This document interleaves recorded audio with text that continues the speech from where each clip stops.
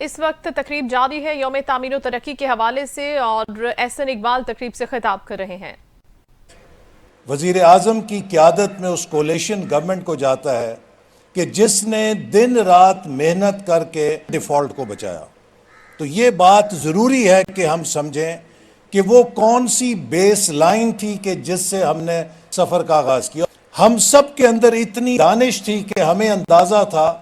کہ ایک مہینے میں 150 روپے لیٹر پیٹرول اور ڈیزل کی قیمت بڑھنے کے کیا اثرات ہوں گے، لیکن یہ وہ مصیبت تھی کہ جو ہمیں ورثے میں ملی، اور اس کا ثبوت یہ ہے کہ جہاں جس ملک میں 4 آنے چینی کی قیمت بڑھنے کے اوپر حکومت کے خلاف تحریک چلی، ان انتہائی اقدامات کے اوپر پورے ملک میں کسی جگہ کوئی مظاہرہ نہیں ہوا، اس لیے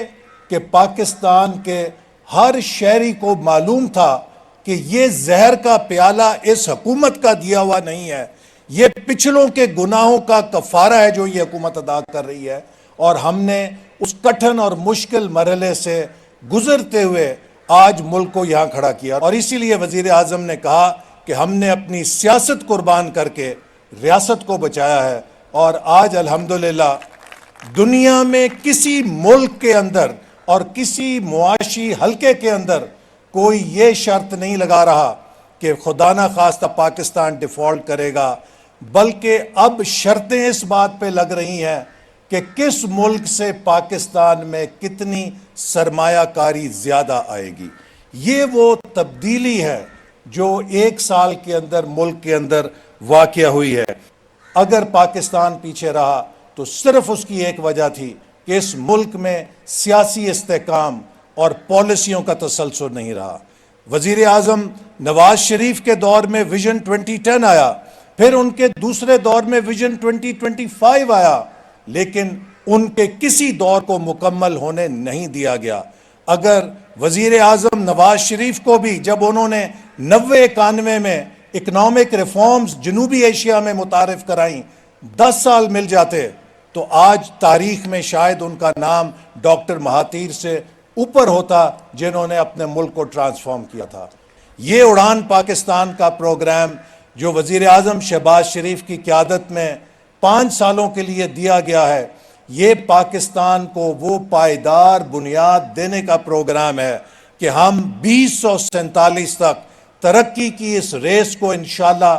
جیتیں گے اور اس خواب کو پورا کریں گے جو علامہ اقبال اور قائد اعظم نے پاکستان بنانے کے لیے دیکھا تھا۔ اس اڑان پاکستان کے ذریعے ہم نے جو پروگرام بنایا ہے اس میں سب سے مرکزی حیثیت ایکسپورٹس کو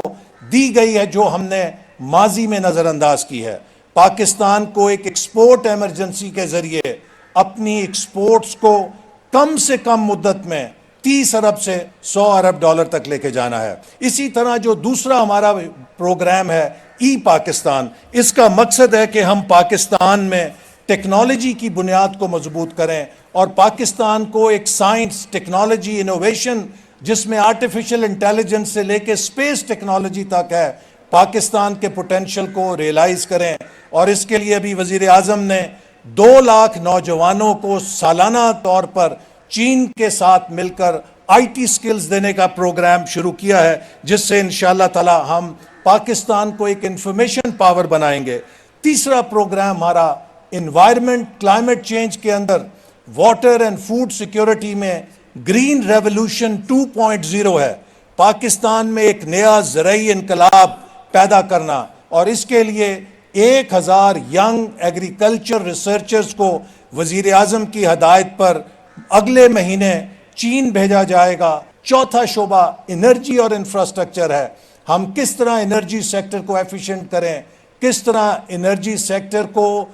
افورڈیبل بنائیں اور کس طرح گرین انرجی کو لے کر آئیں۔ رینیوبل انرجی کے ساتھ پاکستان کا انرجی سیکٹر ہم آباد کریں تاکہ ہماری انحصار فوسل فیول کے امپورٹ پہ ختم ہو سکے۔ 5واں شعبہ ایکوٹی، ایتھکس اینڈ امپاورمنٹ ہے کہ اس ملک کی ترقی اس وقت تک ادھوری ہے جب تک ہر شہری شامل نہ ہو۔ غریب علاقے، غریب طبقے، سماج کے محروم لوگ ان کو ترقی میں کس طرح تیزی سے شامل کیا جائے، غریب کے بچے اور بچی کو اچھی تعلیم دی جائے، غریب کو اچھی صحت دی جائے، اور اسی طرح ملک کی آبادی کے بڑھنے کی رفتار کو روکا جائے، اور ساتھ ہی ساتھ نوجوانوں اور خواتین کے پورے پوٹینشل کو حاصل کیا جائے جن کے ہاتھوں میں ہمارے ملک کے مستقبل کی کنجی ہے۔ یہ وہ 5 پلر ہیں جس کے اوپر ہمارے مستقبل کی تعمیر کا نقشہ ہم نے تیار کیا ہے، اور انشاءاللہ ان 5 سالوں میں مجھے امید ہے کہ یہ اڑان پاکستان کو ایک سسٹینڈ گروتھ کی بنیاد فراہم کرے گا تاکہ ہماری اڑان آئندہ کبھی کریش نہ کر سکے۔ انہی الفاظ کے ساتھ میں اپنی گفتگو ختم کرنے سے پہلے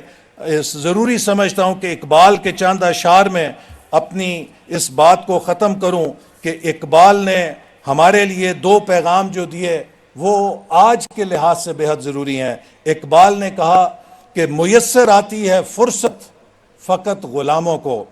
نہیں ہے بندہ حر کے لیے جہاں میں فراغ، اور اسی چیز کو قائد اعظم نے کہا ورک ورک اینڈ ورک۔ ہمیں اگر ملک کو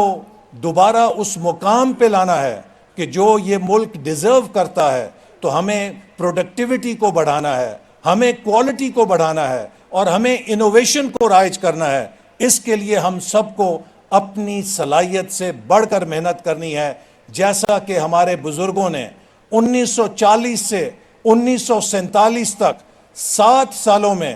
کچھ نہ ہوتے ہوئے یہ ملک حاصل کر لیا۔ آج ہمارے پاس سب کچھ ہے۔ کیا ہم اگلے 5 سالوں میں پاکستان کو 2035 تک